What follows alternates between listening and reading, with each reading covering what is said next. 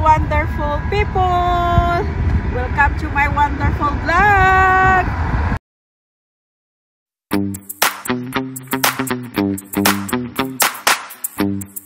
So mga ka-wonders, mag-order po muna tayo ng coffee dito sa Tim Hortons. Kasama ko si Mai. Asan ang drive-thru? Ayan tayo. Alam niyo mga ka-wonders, nung una akong nagda-drive-thru, sa basurahan po ako umorder. Hindi sa pinto. Asan ang drive-thru? Ang nakakalito naman ito. Ayaw mo, Mai? Ayaw. Thank you.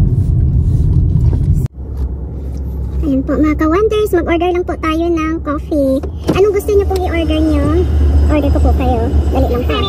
Hi, good morning. Can I have one medium stiff tea, please?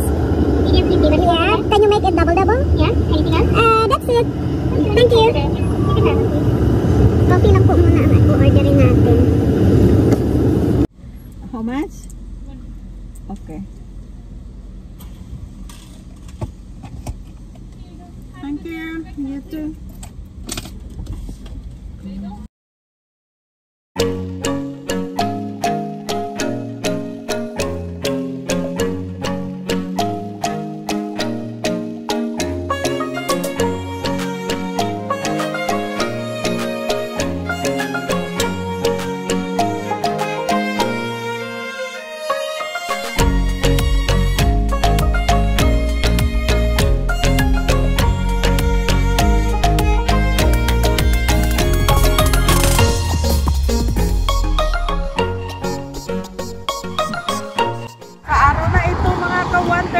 Ay may i-meet up po tayo, isang social worker.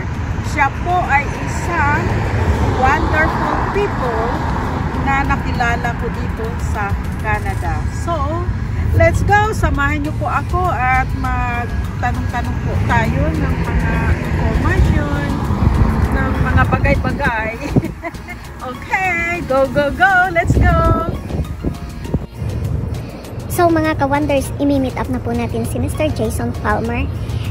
Pupuntahan ko po siya dito sa lugar na vacant house because ito po ay programa, isa sa mga programa ng government dito sa Canada at siya po ay isang taong nag-a-approve na kung ikaw ay qualified na mag-avail ng kanilang programs.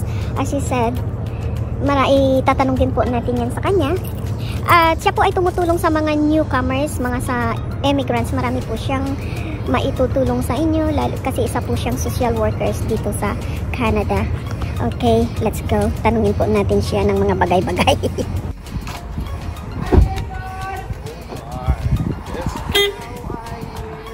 I am good. Yourself?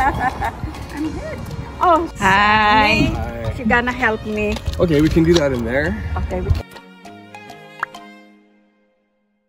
Hello, wonderful people. I just want to introduce to you one of my wonderful friends that I met a long time ago, and he is the one who helped me to build my foundation here in Canada. He is Jason Palmer. Hello, Miss Neri. I'm good. How are you? I can't complain. I can't complain. Another year older, but that's okay. Happy birthday! Thank you. It's his birthday today. Happy birthday to you. And this is my present, by the way. Yeah. So today I just have some questions about the issue of the pandemic. How can people to deal with this anxiety during this time of pandemic? In so many different ways. Growing up and seeing the things I've seen in Canada so far, it's got to be the, if not, you know, then definitely one of the most defining moments in my lifetime anyways. Along with things like 9/11 and the changes where everything became computerized. So, you know, it's safe to say COVID has a lot of changes. Yeah, it's totally changed the map on how people live. I think it's increased a lot of poverty, a lot of stress. You know, things like, and I hate to say it, but things like domestic violence has increased, child abuse has increased, suicides have increased, depression, mental health has increased. Substance use, alcohol, drug use, gambling as well has increased and stuff. It's caused a lot of undue stress on families and individuals. So sorry for the rant, but that's just a little synopsis on what it's kind of done. How did people to cope up this mental health and their personal? I think the most important thing is to kind of give it a voice, right?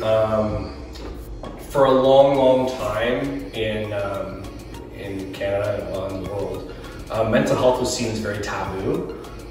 It's only really in the last 10, 20 years that it's really come into the forefront and being talked about on a regular basis by people. And it's still got a lot of stigma attached to it. Like, it's still very, I mean, you know, people look at mental health as something, still to this day, it has gotten better, but as something that, like, you know, may bring shame on families or may bring, you know, maybe looked at differently and stuff. And it is improving. There's still a long way to go on it. But I think it's so important to give it a voice, right? With all the stress that's going on and stuff, you know, relationships, families need to talk about, make time. I know schedules can be very hard, but to put aside, even if it's 1 hour out of 1 week, just to air concerns, frustrations, to talk about how we're doing, as, you know, as families and as people and stuff. That's the advantage now. Absolutely. Absolutely. Hopefully with COVID, I know myself personally, I learned a lot over the last 18 months or so. Part-time. Yeah, spending time together, like quality time, not fighting time. Making a commitment together to say, let's do something fun. You know, whatever the restrictions in your area are, or whatever you can and can't do, find something that you want to do. Do it together, enjoy it as a family. I think that exercise is one of the most positive and beneficial things that anyone can do. Not, I mean, obviously for the physical benefits of, like, you know, improving your cardiovascular system, your heart, all that fun stuff. But I'll leave that to the sciencey people. And I'll say, from a mental health perspective, just the brain chemistry that it you know, the positive endorphins go in and everything else, and it makes you feel like you've accomplished something. So if you can do something, whatever your skill set is, whatever your fitness level is, something small, you know, even if it's just walking for 15 minutes a day, it doesn't have to be pounds or whatever, right? You know, if it's something small like that, just to get the brain chemistry going and to make yourself feel a little bit better, then that's something I would swear by. You know, best medicine for any mental health is exercise. Talking about it, seeking support. I mean, there are supports out there. The government, I'll leave my rant on the government out of this for the sake of positivity. But you know, the government has set up a lot of supports. I know sometimes you know, clinical mental health supports aren't necessarily everybody's favorite or go-to. But where they are utilized and stuff, they can be very supportive in, like, more critical conditions and stuff. Get some space if you need it from your loved ones, you know, even if you need to go out, and there you can include the exercise. I need to just get out of here. I'm upset. I'm going to do an hour-long walk today, and it's going to be, right? I mean, that's right. You know, stuff like that.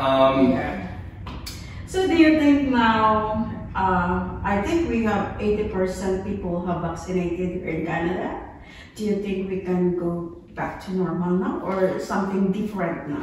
I don't know that there's ever going to be a new normal. I mean, like, back to the way things were before. I think we're kind of, I don't think things are going to get worse, at least not right now. At least I hope not, because everybody's seen enough of this nonsense. I think what may happen is the new normal will look like a variation of what it is now. You know, like, where we're still gonna kind of be, you know, a little bit tentative on what we can and can't do, and, you know, the mask stuff, and on and on and on. But I think we're in a better place now than we were a year ago, and I think we're only going to get better moving forward. And I hope that, you know, I know my cousin has gone to a couple of sporting events in Toronto. Like, said that, you know, it was a little different than pre-pandemic, but that it was still good. Still using the... Yeah, and so they got to their seat, and then they were able to take off the mask and stuff. So,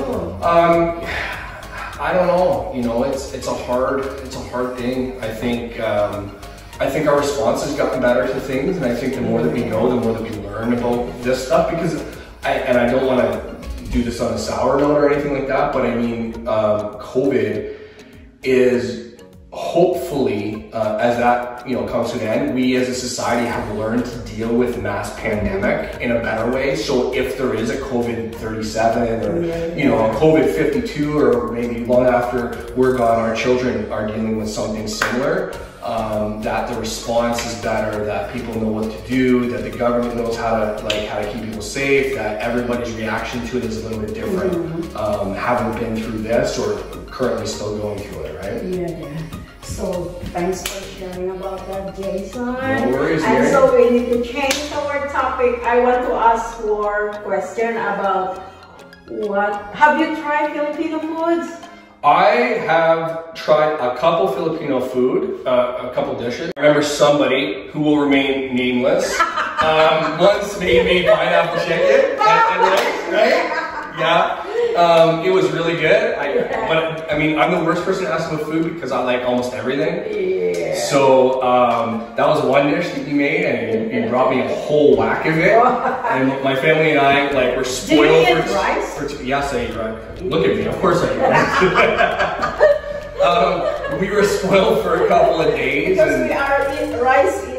Yes. It isn't a meal without rice with us. Yeah. Well, see, my Irish background tends to be potatoes, but you can, you know, rice, potatoes, you know, it goes in together. So pineapple chicken, and you made, and I can't remember the name of it. It was almost like a little pastry as well that you had given us to try. The tuna pastries. I think I forget. You made so much food, it was like, plunk, here you go. No, I don't have time anymore. The pineapple chicken sort of stuck out. Have you tried? Yes, me as well too. I mean, Filipino food is great. Do you know pancit? Maybe not. And noodles, like fried noodles. Oh. You haven't tried? Probably not. But I think for my next birthday, that sounds like that sounds like a promise to me for the next time. You know? Just saying. Okay, Jason, thank you so much. No worries, my pleasure, Miss Neri. Thank you. Thank you.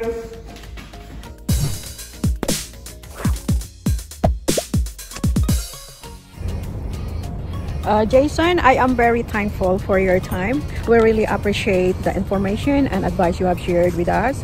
It was a great help to everyone, especially to those who are suffering from depression and anxiety during this pandemic time. Thank you, Jason. You're the best.